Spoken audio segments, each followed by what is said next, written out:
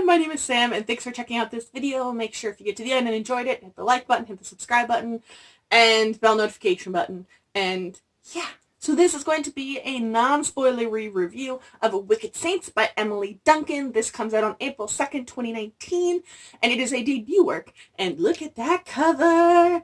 I'm aware it's definitely going to be in a couple book subscription boxes if you do subscribe, so watch for that. And if you live in Canada, Indigo has a box that you can buy on Indigo. If you just go to like Indigo, type in Wicked Saints, it should show up. But the book is signed by the author, and it comes with like, I think, tea or something like that. So this is set to be book one and was a trilogy, I believe. Something Dark and Holy, and it's very Russian-esque. I will absolutely tell you that. I kind of loved it. Very Russian, Germany, kind of the Eastern Front, lots of snow, rural, wintry, wilderness kind of setting. But it follows our main character. Oh, I want to make sure I get her name right. I don't know how to pronounce it. These names are like very Slavic, to say the least. Nadzhda, Nadezhda. You'll understand why I can't pronounce that. We'll just call her N. So N is this person, I don't want to give anything away. N is this person who's been kept in this rural church area, kind of shelter, and trained to use her magic capabilities. And she has these capabilities, and they're very cool, but the gist is, and they delve a lot more into this, is she can talk to the gods, and the gods will send her like a spell, essentially, so she can perform their magic, which, just think of the damage and like control and like messed up things you could do with that capability. So she is there, and right at the beginning, they're attacked. We know that this world has been at a war between the two neighboring kingdoms for about 100 years now, and both of the sides, their people are struggling with getting enough food, having the population to soldier these armies, and, you know, when magic's thrown into the mix, and then religion is thrown into the mix, you can imagine things get sticky. So right at the beginning, we are also introduced to a character named Seraphin, who is the sort of evil prince character of the rivaling kingdom of N. And he uses blood magic, and she's also constantly refers to him as a heretic. So there's this religious kind of thing that's been drawn down this line, and he has this reputation of being brutal and just a traditional crazy war criminal blood prince with magic. So those are the two main characters who we get alternating POVs from, but we also have another main character, and I don't know how to pronounce his name as well. We'll just call him M, which is confusing because there's an M and an N. M is the boy, N is the girl. He's definitely an untrustworthy person, untrustworthy POV. You're not totally sure what he's on. Something feels off right from the beginning. And naturally, there's a prophecy that comes into the mix, forcing all three of these kind of characters to work together under some circumstances. Oh, this book is so good. The pacing is so strong from the beginning. Like, the beginning, like, literally starts off with an attack. And even when they're adventuring and they're questing and they're traveling, there are things that happen. And I think if the author doesn't have anything to fill in, then she doesn't just put in that extra scene. It's just kind of, and we do a little bit of a time or geography jump, which I think was a really good strength. She knew what to include, when to include it, and when to just cut to next scene. I think that was really, really strongly done, and I'm really impressed considering this is a debut as well. The magic in this is so cool, and there's different types. So we have our girl N, who uses the powers from the gods. However, there's kind of requirements for that. And then you have the heretics who have this blood magic, and people can write things down, spells, and then use their hands and like spell magic with the blood. It's so cool. And then you have these like assassin-y kind of characters in this heretic world, and that there are some real Grisha Darkling vibes from one of the characters in this book. That's all I'm gonna say. I'm not gonna say who, but like, yes, yes to this whole thing. I don't know if there's a romance triangle being set up. I think there's potentially going to be one, but I don't 100% know. But the romance that is in this book, I am very here for. So very, very here for. I'm really happy it's not with like a stupid like, I feel like I'm gonna get dragged for like this. I don't hate Mal in the Grishaverse, but like the trope of like grows up kind of poor, and then, you know, goes through all these turmoil and goes back to the boyfriend or boy that you grew up with or whatever. That's not used in this, and I was like kind of expecting it to because of the setting gave me very Grisha vibes, but no, it's definitely not. I'm really excited for it, and the sequel, I need the sequel already. I just died with how this book ended is all I could really explain it.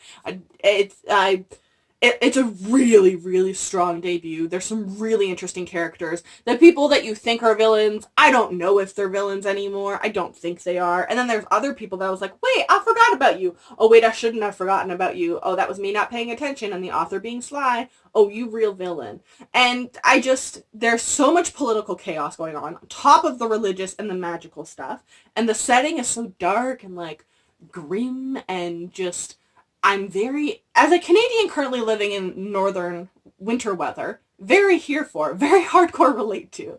And I don't think the actual settings themselves are super developed. However, they don't need to be. You can get a general gist of what's happening. And once we kind of get more into a set specific place, Duncan really kind of develops that, and we do get about probably a third, no, maybe somewhere between a third and halfway through, we get into our kind of not dormant, static setting, and we start to learn a little bit more geographically about that world, but that's kind of left to your imagination, but you're given the magic structure and the political structure and the religious structure, and oh my god, it's just like Game of Thrones. There's so much backstabbing, and everyone is lying to each other, and everyone knows it, but everyone doesn't know how to approach it, so they all just keep lying and backstabbing each other. It's amazing. It's great. It definitely gave me, like, Grisha mixed with Game of Thrones vibe. Very strong debut. Hecka excited for the sequel. Very, very excited to get a finished copy. I'm debating getting the Indigo copy because it's signed, and I don't have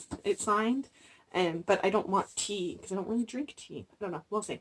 But highly recommend this book. I gave it 5 out of 5 stars.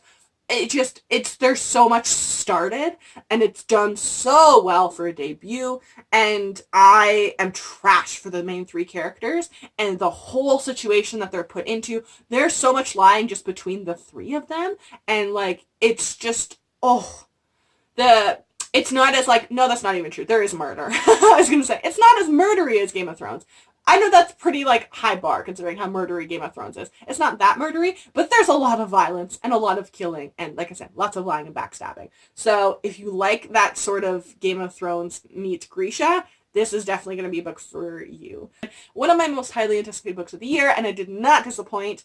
I actually have 2 pages bookmarked, specifically because one has, like, a very sexy scene that I was a fan of. I couldn't believe it happened, and it happened.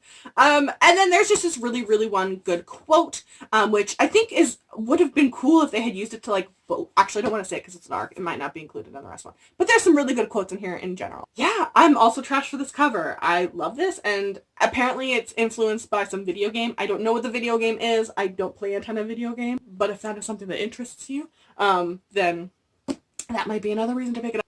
I honestly couldn't find any issues with this book for myself, for my own personal taste. I think the author did a really good job having some pretty iconic sentences and some pretty likable, unlikable, gray, confusing as heck characters that you still kind of want to root for, but they're all kind of working against each other in this weird ragtag misfit group.